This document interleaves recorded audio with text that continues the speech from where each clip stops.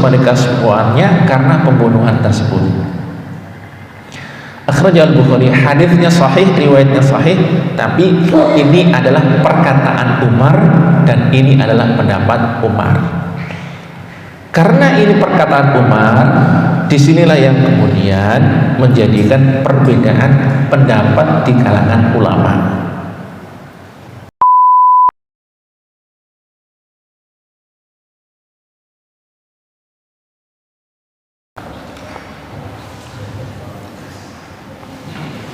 Bismillahirrahmanirrahim. Assalamualaikum warahmatullahi wabarakatuh.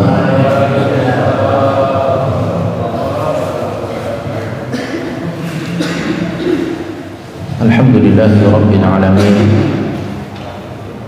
Ar-Rahmanir Rahim, Maliki yaumiddin. Wal 'aqibatu lil muttaqin. فلا عدوان إلا على الظالمين. أشهد أن لا إله إلا الله وحده لا شريك له وأشهد أن محمدا عبده ورسوله المبعوث رحمة للعالمين. اللهم صل وسلم على هذا النبي الكريم نبينا وشفيعنا وحبيبنا محمد صلى الله عليه وسلم وعلى آله وأصحابه ومن تبعهم بإحسان إلى يوم الدين. أما بعد، معاشر المسلمين، jemaah salat maghrib dan isya Masjid Al-Ikhlas, yang mudah-mudahan kita semuanya diberikan kesehatan. Alhamdulillah, pada malam hari ini kita bisa kembali melaksanakan aktivitas kewajiban kita yang dibebankan oleh Allah Subhanahu wa taala kepada kita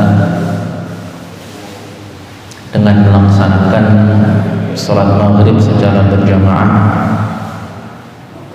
yang dilanjutkan dengan mengkaji salah satu di antara ilmu Allah Subhanahu wa taala. Mudah-mudahan apa yang kita niatkan, kita lakukan di tempat ini dicatat oleh Allah Subhanahu wa taala sebagai amal ibadah dan dilipat gandakan pahalanya. Ma'asyiral muslimin jamaah rahimakumullah, pada pertemuan yang lalu kita masih membahas tentang Kitabul Jinayah, kitab pidana, dan sekilas sudah kita mulai pembahasan tentang pembunuhan yang dilakukan oleh banyak orang terhadap satu orang, atau kalau kita di sini ya bisa disebut main hakim sendiri kan, pengeroyokan dan seterusnya. Ali bin Umar an Nabi sallallahu alaihi wasallam qala, dari Ibnu Umar dari Nabi sallallahu alaihi wasallam, beliau bersabda, idza amsaka ar-rajulur rajula wa qatalahu al-akharu yuqtalu alladhi qatalahu wa yuhbasu alladhi amsaka. Jika salah seorang laki-laki itu memegangi orang lain dan ada orang lain yang membunuhnya, maka orang yang membunuh tersebut harus dikisos, dibunuh sebagai hukuman kisos. Sedangkan orang yang memegangi tadi itu hukumannya adalah dipenjara. Rawahu Daruqutni mausulan wa sahahahu Ibnu Al-Qattan wa rijaluhu thiqatun illa anna al-Baihaqi rajjaha al-mursalah. Jemaah yang dimuliakan Allah Subhanahu wa taala, hadis ini menjelaskan tentang beberapa orang yang berserikat bersama-sama membunuh orang lain. Kalau dalam riwayat ini, dalam hadis ini diceritakan jika ada dua orang, yang satu bertugas untuk megang, jadi memegang biar nggak lari, itu bahkan mungkin menangkap kemudian dipegang. Kemudian orang lain yang lainnya membunuh. Jadi yang satu hanya memegang saja, yang lain ada yang membunuh. Menurut hadis ini, menurut riwayat ini, maka yang membunuh itu hukumannya diqisas karena telah membunuh orang lain, sedangkan yang hanya megangin itu cukup dipenjara saja. Meskipun demikian, jemaah yang dimuliakan Allah Subhanahu wa taala, hadis ini kemudian memunculkan perbedaan pendapat di kalangan ulama. Yang pertama adalah pendapat yang sesuai dengan hadis tadi, sesuai dengan teks dan makna hadis tadi, bahwasanya yang memegang hanya dihukum penjara. Akan tapi tidak disebutkan waktu berapa lama di penjaranya, karena memang hal ini dikembalikan kepada kebijaksanaan seorang hakim di pengadilan. Sedangkan qisas atau denda diwajibkan bagi pelaku yang membunuh tersebut. Nah, ini pendapat yang pertama sesuai dengan teks hadis ini. Jadi yang megang di penjara karena dia tidak membunuh, sedangkan yang membunuh maka dia dihukum qisas. Atau kalau keluarganya memaafkan, ya harus membayar diyat atau membayar denda. Pendapat yang kedua mengatakan bahwa keduanya harus diqisas. Jadi kalau pendapat kedua ini mengatakan keduanya harus diqisas, karena keduanya itu bekerja sama untuk membunuhnya. Andai kan tidak dipegangi, maka ia tidak mungkin akan terbunuh. Nah, ini logikanya. Jadi meskipun yang megangin ini tidak membunuh, tapi kan gara-gara dipegangin, kemudian orang ini nggak bisa lari, nggak bisa kabur, akhirnya bisa terbunuh. Nah, inilah pendapat yang kedua. Jadi mau yang megangin mau enggak, bahkan yang megangin itu enggak membunuh, dua-duanya tetap diqisas. Ini pendapat yang kedua. Meskipun pendapat ini kemudian dibantah. Jadi ada yang membantah dengan pendapat yang kedua ini, bahwasanya teks hadis tersebut melarang untuk menggabungkan seseorang pada satu hukum.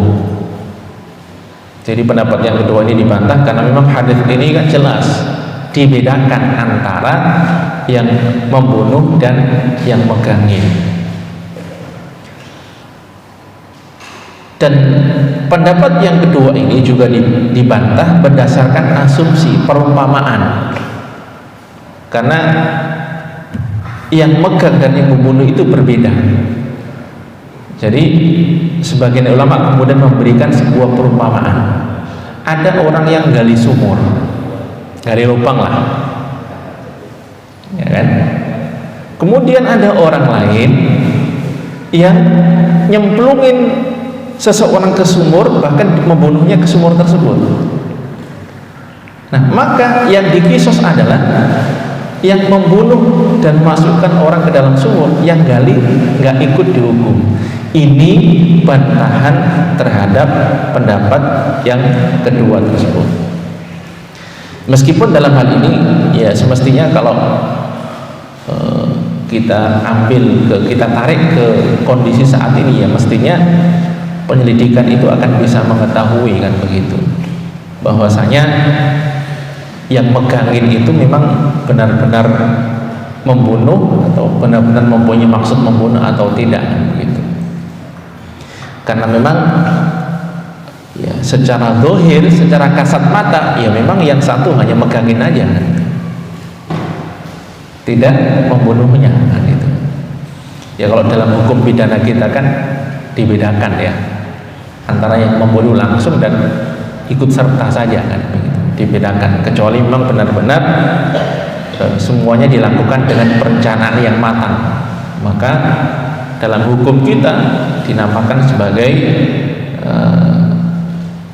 pembunuhan dengan berencana, kan gitu, dengan direncanakan, tidak dengan spontanitas.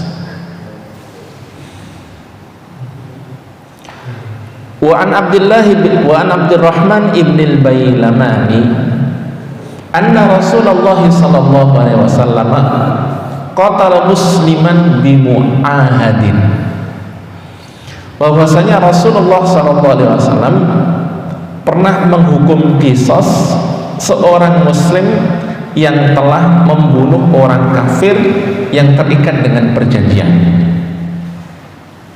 Waqal, dan beliau bersabda, ana awla man waffa bi dhimmatihi. Saya, kata Rasulullah, orang yang lebih utama melaksanakan perjanjiannya. Ini sudah pernah kita singgung pada beberapa pertemuan yang lalu terkait dengan orang yang ada dalam perjanjian. Jadi di zaman Nabi di kota Madinah itu kan ada 3 unsur utama masyarakat. Ada kaum muslimin yang terdiri dari muhajirin dan ansar, ada orang-orang Yahudi, ada orang-orang kafir yang masih musyrik, di mana mayoritas memang kaum muslimin. Nah, Rasulullah membuat perjanjian dengan mereka semuanya, baik orang Yahudi maupun orang-orang kafir yang lainnya. Mereka tetap dibolehkan tinggal di kota Madinah bersama-sama, tapi mereka terikat dengan perjanjian. Inilah yang dinamakan dengan mu'ahid. Istilah lain ya kafir zimmi, kan gitu. Mereka orang kafir tapi mendapatkan pelindungan karena berada dalam sebuah perjanjian dengan Rasulullah Shallallahu Alaihi Wasallam.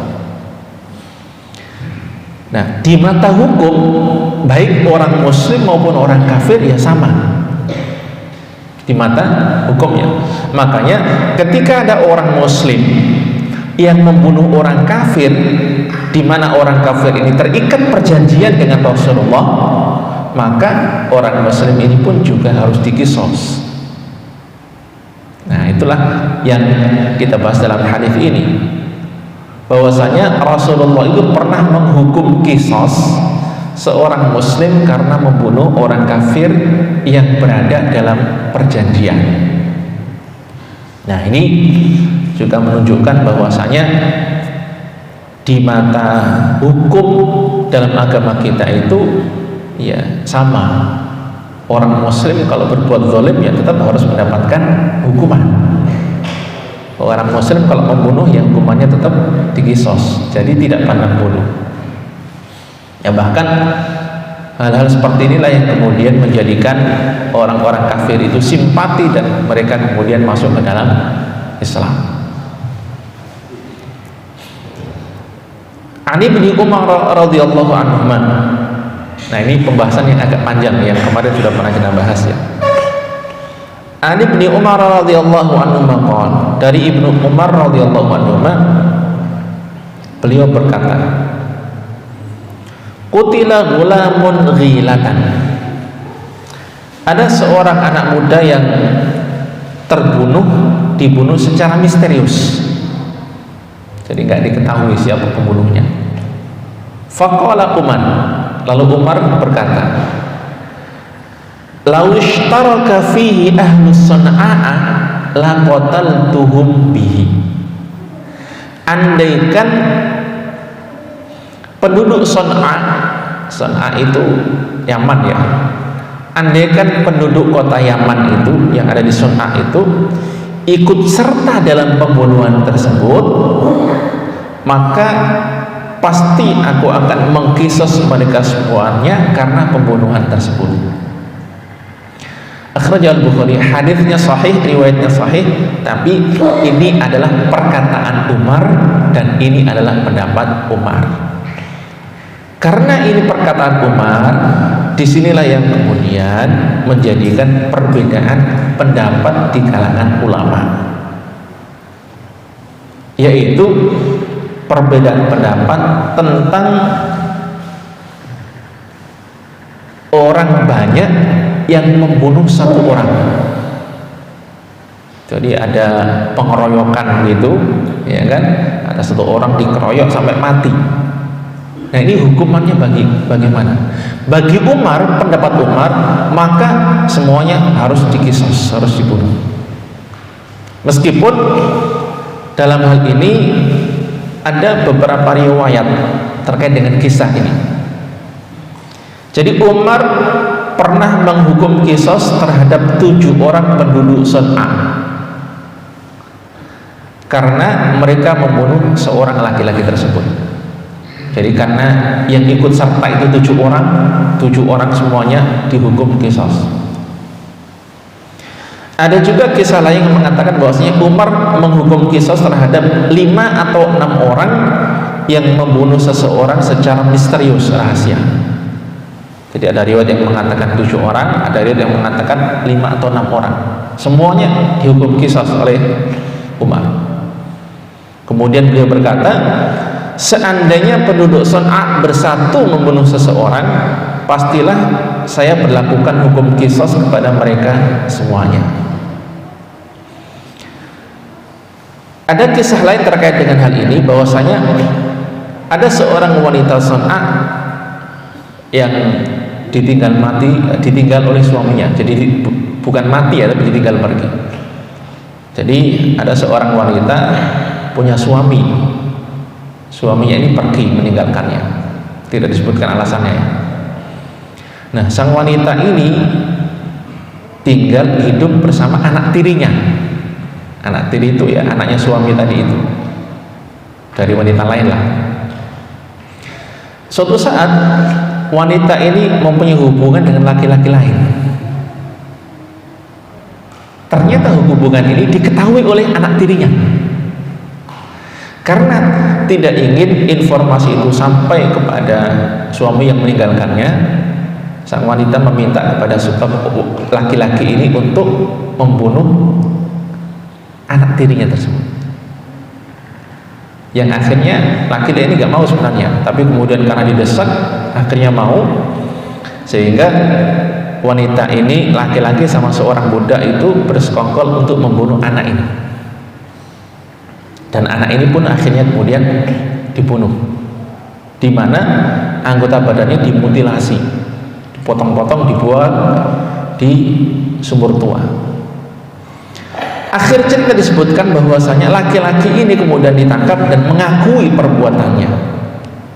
Jadi inti dari pengadilan itu adalah membuat orang itu ngaku sebenarnya.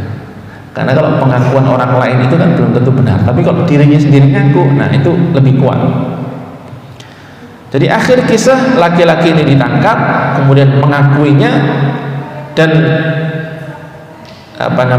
termasuk juga menyebutkan orang-orang yang terlibat dalam pembunuhan tersebut. Setelah mengaku, sang gubernur pada saat itu meminta fatwa kepada Umar bin Khattab. Karena kan yang bunuh kan nggak 1 orang ini, 3 orang kan dalam hal ini kan. Yang akhirnya Umar kemudian mengirim surat balasan kepada gubernurnya dengan mengatakan, demi Allah, seandainya seluruh penduduk Son'a bersekutu untuk membunuh 1 orang, maka akan saya kisos semuanya. Jadi sebenarnya kan yang membunuh kan cuma 3 orang, tapi saking ketatnya dalam hal ini, Umar benar mengatakan, andaikan semua penduduk satu kampung semua itu berserikat, bersekongkol membunuh 1 orang, semuanya akan aku kisos. Nah, ini adalah pendapat Umar. Jemaah yang dimuliakan Allah Subhanahu wa taala, Inilah pendapat pertama terkait dengan perbedaan ulama dalam hal ini. Ingat, ini adalah pendapat Umar. Ya, tentunya Umar juga pasti tidak berdasarkan hawa nafsu, tapi berdasarkan ilmu dan pengalaman hidup bersama Rasulullah SAW. Ada yang mengatakan, ya ini kan pendapatnya Umar, sahabat, tidak bisa dijadikan dalil kan begitu. Tapi ini satu pendapatnya. Jadi hadis ini merupakan dalil yang menunjukkan bahwa Umar berpendapat sekelompok orang harus dikisos apabila bersekutu membunuh satu orang. Zahir hadis ini juga menunjukkan walaupun mereka tidak terjun langsung dalam pembunuhan. Jadi ini mirip dengan dua orang tadi ya, yang satu pegang nggak ikut bunuh, yang satu bunuh. Kalau pendapat Umar dibunuh semuanya, dikisos semua, karena mereka ikut serta. Nah ini kalau kita coba belajar menganalisa kan, ya berarti kasus pembunuhan yang sedang ramai itu kira-kira dihukum kisos semua atau enggak kan? Kalau mau belajar kira-kira ya andaikan kan. Ya karena kan mereka kan non muslim ya, hukumnya tidak bisa mengikuti hukum kita, tapi andaikan kita mencoba-coba kira-kira bagaimana kan begitu berdasarkan hadis-hadis ini. Itu hadis yang pertama. Pendapat yang kedua mengatakan bahwa ahli waris, jadi keluarga korban, dan ini keluarga dari yang terbunuh tadi itu, keluarga korban ini memilih salah satu orang pembunuhnya. Jadi kalau misalkan pembunuhnya 3, dipilih salah satu, itulah yang dikisos dengan cara diundi. Ini pendapat yang kedua. Jadi karena semuanya membunuh, semua ikut serta bersekongkol, maka diundi siapa yang keluar hukum, keluar dalam undian. Jadi pendapat kedua yang mengatakan bahwasanya yang dihukum kisos hanya satu orang, sisanya itu tidak dikisos tapi hanya dihukum membayar denda atau membayar diat. Nah ini pendapat yang kedua. Sekelompok orang tidak dibunuh atau dikisos semuanya apabila membunuh seseorang, sebagaimana orang merdeka tidak dikisos apabila membunuh seorang budak. Akan tapi pendapat ini dibantah bahwa mereka sebenarnya tidak dikisos lebih dari cara terbunuh walaupun setiap mereka adalah pembunuh. Ini pendapat yang kedua. Pendapat yang ketiga mengatakan bahwa hukum kisos tidak diberlakukan terhadap pembunuhan yang dilakukan oleh banyak orang. Jadi nggak ada kisos. Yang pertama dikisos semuanya seperti pendapat Umar. Yang kedua diundi, hanya satu yang dikisos. Pendapat ketiga mengatakan tidak ada kisos karena tidak diketahui siapa yang menyebabkan orang itu mati. Karena tidak ada kisos, maka mereka yang membunuh sekian banyak orang itu hanya dimintai denda atau diat. Jadi tidak ada kisos tapi hanya denda. Mereka berpendapat ya, bahwa tidak bisa diketahui, misalkan ada 10 orang ngeroyok satu orang, semuanya mukul, meskipun misalkan terekam siapa yang mukul pertama kali, kan tidak bisa juga disebutkan bahwasanya ya gara-gara pukulan pertama itu kemudian meninggal kan begitu.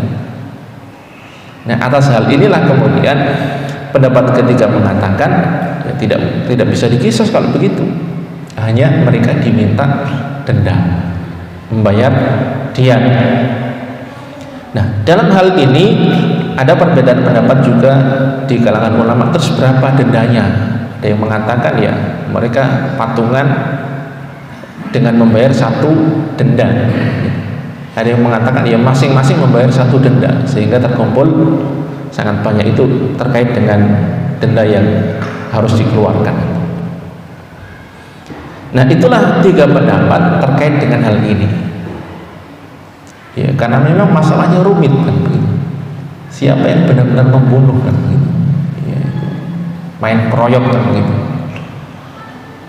Tapi perhatikan, dari ketiga pendapat itu intinya adalah bahwasanya andaikan memang tidak dikisos, toh tetap mempunyai kewajiban untuk membayar diat atau membayar denda.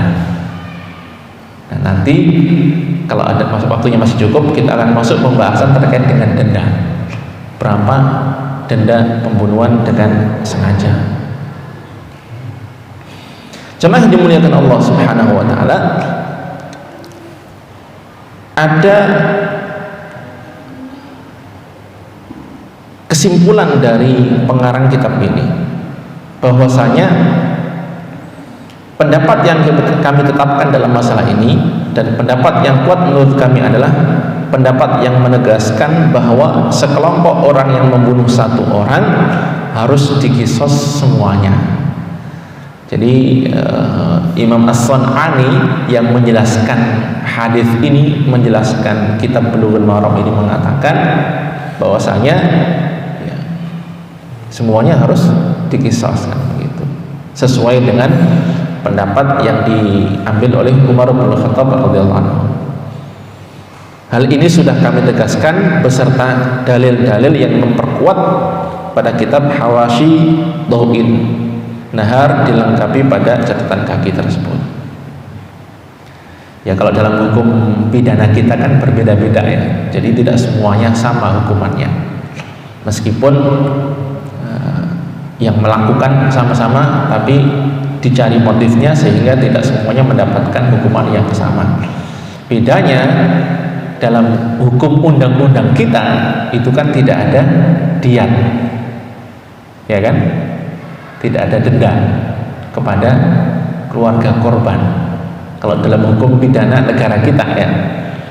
Jadi yang membunuh dengan sengaja dan terencana, nah itu hukumannya maksimal hukuman mati kan begitu. Sedangkan yang hanya membunuh tanpa terencana ya maksimal seumur hidup, begitu kan. Cuma di kita tidak ada urusan membayar denda. Sebenarnya kita bisa mengambil jalan tengah. Misalkan jika ada keluarga pembunuh itu yang ngerti dengan syariat Islam, atau bahkan misalkan ada pembunuh yang ngerti misalkan dengan hukum ini, sebenarnya bisa mengambil jalan tengah. Atau yang membunuh maupun keluarga yang dibunuh itu mengerti hukum ini. Bagaimana jalan tengahnya?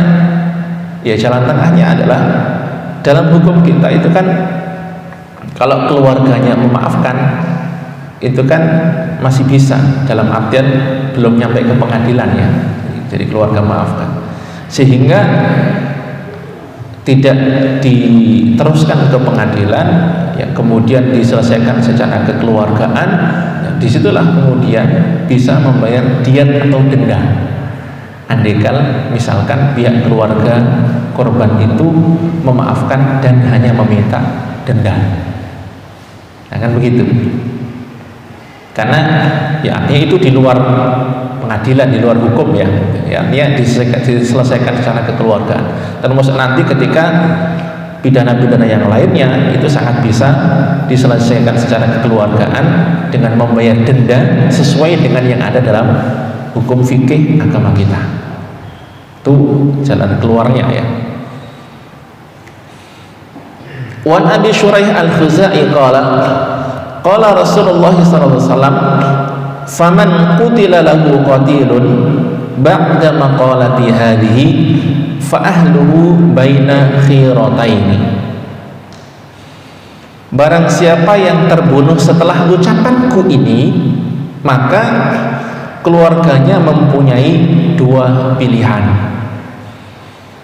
Imma an yakhudhu al-aqla, pilihan yang pertama, bisa saja keluarganya itu mengambil denda atau diat, au yaqtuluhu, atau tidak mengambil diat tapi dilakukan qisas.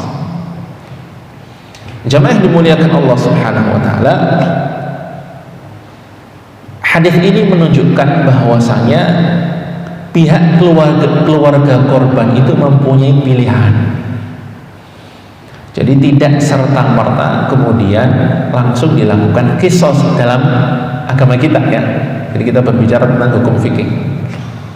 Jadi pihak keluarga mempunyai beberapa pilihan. Apakah pelaku itu dihukum qisas atau pelaku itu dimaafkan? Nah, ketika dimaafkan itu juga ada beberapa pilihan, diantaranya bisa jadi pelaku itu dimaafkan full tanpa ada denda. Nah, itu bisa. Biar keluarga benar-benar ikhlas, rela, udah nggak usah denda. Apalagi misalkan pelaku ini mempunyai keluarga, mempunyai anak dan seterusnya. Apalagi orang miskin misalkan, itu bisa. Atau memaafkan tapi tetap denda. Memang secara umum jika pelaku itu dimaafkan, ya mestinya harus membayar denda. Tapi itu semuanya dikembalikan kepada pihak keluarga korban. Dia harus membayar diat atau lainnya. Inilah yang paling tepat. Jika walinya memilih diat atau denda, maka gugurlah tuntutan qisas. Jadi pilihan, ya. Kalau keluarga itu milih denda, berarti sudah nggak perlu qisas, nggak perlu dibunuh. Bukan kemudian dua-duanya ya diqisas ya didenda, nggak bisa. Inilah pendapat dalam mazhab Asy-Syafi'i dan salah satu riwayat dari Malik, dan sudah dijelaskan pada pembahasan terdahulu bahwa diwajibkan qisas terhadapnya dan bukan membayar diat kecuali jika si pelaku ridha. Hal ini pun sudah dibahas. Jadi keluarga mempunyai pilihan, tetap dilanjutkan ke pengadilan atau dimaafkan dan membayar denda. Lalu kira-kira berapa dendanya? Nah, itulah yang akan kita bahas pada bab berikutnya, yaitu babud diyat atau kitabud diyat, bab tentang denda. Nah, sebelum kita lanjutkan ke bab ini, sebenarnya kita dapat memahami alasan kenapa kemudian Allah Subhanahu wa taala itu menurunkan hukum qisas. Di mana sudah kita bahas bahwasanya qisas itu tidak hanya pembunuhan, ya. Jadi qisas itu artinya dihukum dengan hukuman yang sama, yang sebanding. Terkait dengan hukum qisas yang pembunuhan, bahwasanya Allah menjelaskan dalam Al-Quran, qisas itu ada dalam rangka untuk keberlangsungan kehidupan. Dalam qisas itu ada kehidupan. Kenapa justru dalam qisas kok ada kehidupan? Karena ketika ada seorang yang membunuh, kemudian dihukum qisas dan dibunuh juga, hal ini menjadikan keluarga korban itu rela dan tidak ada sedikit pun dendam jika memang itu sudah dilakukan. Inilah yang dimaksud dengan ada kehidupan di situ. Udah selesai, nggak ada masalah, kan? Pihak keluarga pun nggak ada masalah. Tapi jika qisas itu tidak dilakukan, ya kan, pihak keluarga pasti nggak terima. Apalagi di hukum kita kan nggak ada diat, nggak ada denda, pasti keluarga nggak terima, ya kan? Nah, ketika pihak keluarga ada yang tidak terima, inilah yang dikhawatirkan kemudian akan menimbulkan hal yang tidak diinginkan, termasuk menimbulkan pembunuhan yang lainnya. Jadi ada seorang membunuh, keluarga nggak terima. Kenapa? Akhirnya pihak keluarga main hakim sendiri misalnya, nggak akan selesai. Dan itulah yang terjadi pada masyarakat jahiliyah pada saat itu. Kenapa kemudian terjadi peperangan bertahun-tahun? Alasannya sepele. Alasannya karena seperti itu. Mereka terjadi peperangan. Jadi Allah menurunkan hukum ini karena memang untuk kepentingan semuanya. Itu yang pertama. Yang kedua, dari sini pula dapat kita pahami bahwasanya Allah menurunkan hukum ini menunjukkan agama ini, Islam ini sangat melindungi darah kita, nyawa kita, dan melindungi seluruh anggota badan yang kita miliki. Jadi orang yang mencuri hukumannya potong tangan dalam agama kita, begitu kan? Orang yang mencuri hukumannya potong tangan. Kenapa? Agar tidak ada pencurian-pencurian yang lainnya, kan begitu. Nah, itu terjadi ketika, jadi tangan itu tidak ada harganya ketika dilakukan untuk berbuat maksiat kepada Allah dan maksiat kepada orang lain dengan mencuri. Tidak ada nilainya, dipotong udah selesai, nggak ada nilainya.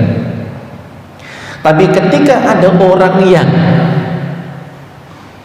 tanpa ada salah, tanpa ada dosa, orang baik-baik, tangannya dipotong, ya kan? Maka orang yang memotong tangan orang lain tanpa ada alasan tadi itu wajib membayar diat dan denda. Artinya tangan ini kalau tidak digunakan untuk melakukan kemaksiatan, kok kemudian disakiti oleh orang lain, disitulah agama turun dalam rangka untuk melindunginya, wajib membayar denda. Dan ingat, masing-masing anggota badan itu ada dendanya. Jadi kalau potong satu jari itu dendanya ada berapa, 2 jari ada, potong hidung ada dendanya, semuanya ada nilainya. Oh, berarti Islam materialistis dong? Bukan masalah itu, karena ini adalah milik orang yang tanpa hak dihilangkan. Dan itulah yang akan kita bahas dalam bab berikutnya, yaitu babud diyat, bab tentang denda. Nah, ini hadis pertama bisa dikatakan mewakili secara umum pembahasan bab ini, di mana Rasulullah SAW menyebutkan secara detail denda masing-masing anggota badan, termasuk diat denda orang yang membunuh. Ya, meskipun para ulama kemudian berbeda pendapat terkait dengan kesahihan hadis ini. Meskipun demikian, banyak ulama yang kemudian menjadikan hadis yang pertama ini sebagai rujukan terkait dengan denda. Nah, kita mulai coba. An Abi Bakr ibn Muhammad ibn Amr ibn Hazm an abihi an jaddihi, dari ayahnya, dari kakeknya, anna nabiyya sallallahu alaihi wasallam kataba ila ahli Yaman,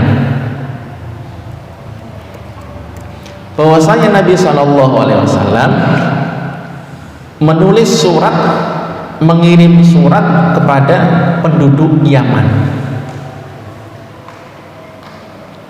Fadzakarul hadis, lalu beliau menyebutkan hadis yang panjang sebenarnya.